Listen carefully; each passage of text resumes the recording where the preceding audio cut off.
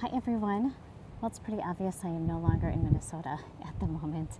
I am in Florida and I'm helping my mom get settled here. She's 87. She likes to spend the winter here, and we're so lucky.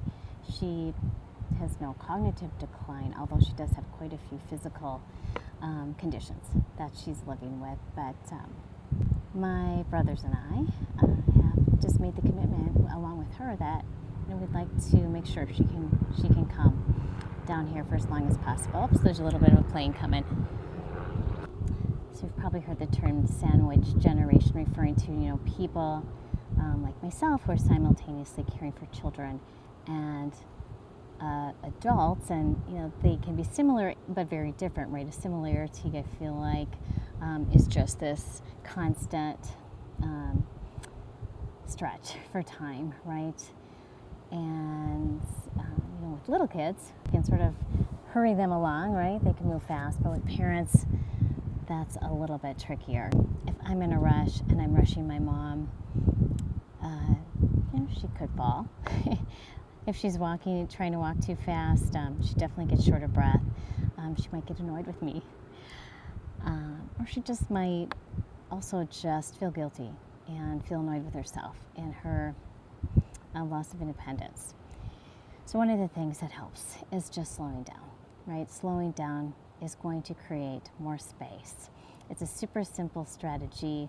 I found myself a little bit annoyed because we arrived to, does this sound familiar, the airport 4 hours before our flight, and I used to travel a lot for work, and I would pride myself on my ability to sort of time my flight so I could just arrive at the airport and almost always just walk right on the plane and not have to wait too long. So even though I kind of initially felt annoyed, it just, this long wait, 4 hours, just allowed us this extra time, a sense of spaciousness. We could get all our supplies through TSA with no problem. There's no tension. There's no being pressed for time. We could get a coffee. We could people watch. We could just relax.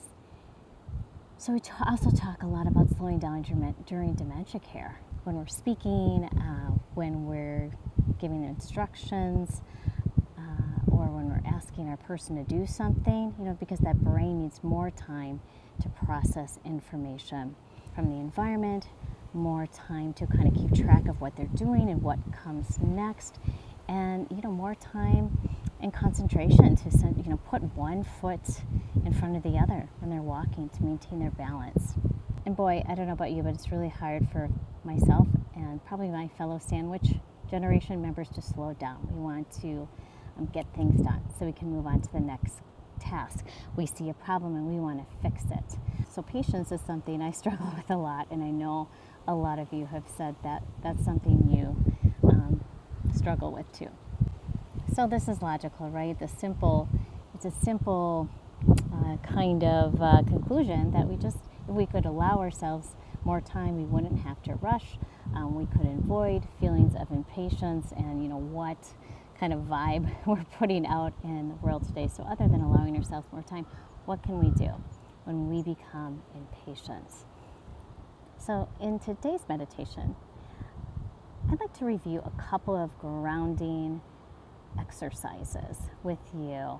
So by these I mean activities that are going to take us out of our head and calm our nervous system down when we feel tense and anxious as the result of impatience. And I actually use these grounding exercises all the time before I engage with a person living with dementia, or even during a time when I'm with somebody and I'm just sensing myself becoming more tense, kind of maybe even at the boiling point where I might snap, and not snap mentally, but just snap at someone, right? So one of the greatest things about these grounding activities, our breath work that I'm going to show you again, is just our ability to do them anytime, any place, and be kind of stealthy with them. Nobody even has to know we're doing it. So let's go ahead, like we always do. Sit back, close your eyes, get comfortable, and we're going to do just a few simple grounding exercises that essentially just sort of diffuse the tension and the energy within us and create more space for patience. So some of these exercises are things we've done before, and a few of them are, maybe we haven't done in a while. But for now, let's sit back, relax, close your eyes. Let's take that deep belly breath in, just thinking about filling up the bottom of the lungs first. Hold that breath at the top, and then exhale using pursed lips. Through pursed lips, like you're blowing out a candle. Just do that a couple times. Deep belly breath in, hold at the top, and then exhale through pursed lips. And keep going with this a little bit, just as you feel yourself begin to settle down a little bit. And when I do this as more of a grounding exercise, I like to kind of center my awareness or my attention at the solar plexus or around the bottom of my rib cage. And when I exhale and then I kind of focus on this area, it almost pulls my energy back to that point, to my center. And it helps me feel more stable in my core. So let's try that again. In and out, and again on the exhale, just kind of bring your awareness to your center as you exhale.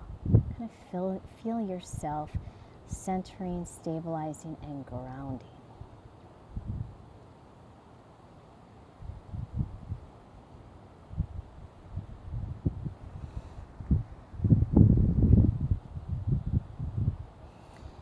Another way that we have done this is instead of exhaling through pursed lips, we open our mouth and we exhale with a kind of a loud, long I love this one, but admittedly, sometimes don't want to do it in public. Right, so why don't we go ahead, do that inhale and exhale again, and exhaling through that open mouth with that. Let's do this a few more times.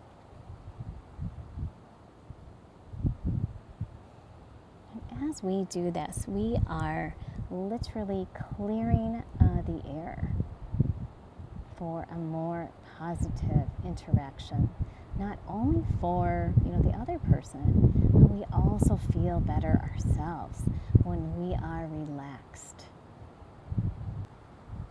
So let's try another breathing activity, and the intent here is just to see what you like. Try different things. So this one is the 4 count.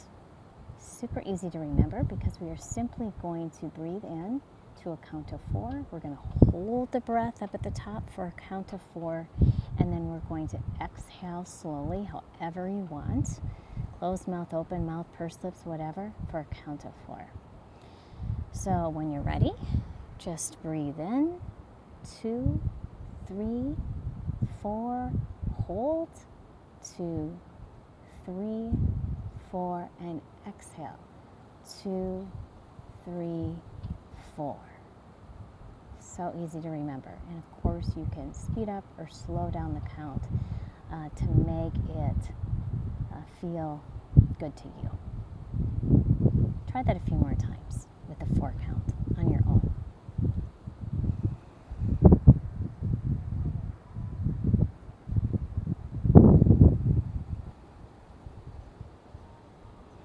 Admittedly, I do this one a lot without people around me noticing. It's an easy one to do kind of on the down low. So the next one I want to review with you is called the 3-point breath. And in this version, you're going to place one hand on your abdomen and the other just beneath your collarbones, kind of on your chest. And just a few instructions before we begin. As you breathe in, you're going to pay attention to the rising abdomen first as you inhale. And then as that inhale continues, feel your chest expand. And then that final little bit of the inhale, you just inhale a little bit more to top it all off at the very tippy top at your chest. So you kind of move up from the bottom, your abdomen, to the middle of your chest, to the upper part of your chest, and then as you exhale, you're going to reverse directions. So you're going to start at the tippy top of your chest, exhale the air out, the middle part of your chest, and then finally your abdomen. This is just more of an attention piece, kind of focusing on the different areas of your body. And you put your hands on those areas so you can actually feel the breath come in and out. This one may take a little bit more time to get right, a little bit more attention. So sometimes this is one that I use when I just kind of almost need to mentally or physically remove myself from a space and place and do on my own. So just try that again, the 3-point breathing technique.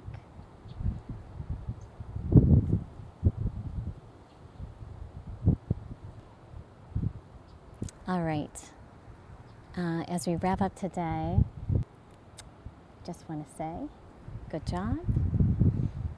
Keep grounded as best as you can, and use these breathing exercises as a way to hold on to your patience.